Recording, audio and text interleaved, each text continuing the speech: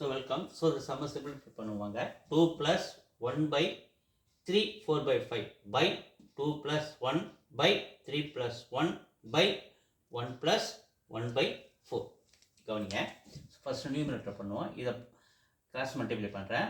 3 5 plus ஒரு 4 19. So இது என்ன கிடைக்குது நம்ம 19/5 கிடைக்குதா? இது என்ன ரிசல்ட்டு 19/5. இந்த 19/5 ஸோ இந்த இடம் தலைகீழ மாறும்போது மல்டிப்ளை 5/19 அப்படி மாறுறாரா?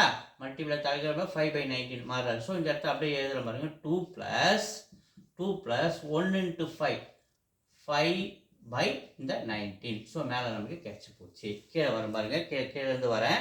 ஒரு 4 + 1 5 கீழே 4. ஸோ இந்த இடம் என்ன கிடைக்குது நமக்கு 5/4. இந்த 5/4 ஸோ இங்கே தலைகீழ மாறும்போது 4/5 அப்படின்னு மாறுறாரா? இந்த செட்டை அப்படியே எடுத்து எழுதுறோம் பாருங்க 3 + 1 into 4/5 அப்படியே வந்துடும். ஸோ இதை தலைகீழ மல்டிபிள், இதை கிராஸ் மல்டிபிள் பண்ணுங்க. 3 5 + 4 19/5. இந்த இடம் என்ன கிடைக்குது நமக்கு 19/5. இந்த ஓல்டு ரிசல்ட் கிடைக்குதா? இந்த 19/5 தலைகீழ மாறும்போது இந்த இடத்துல 5/19 மாறாரா?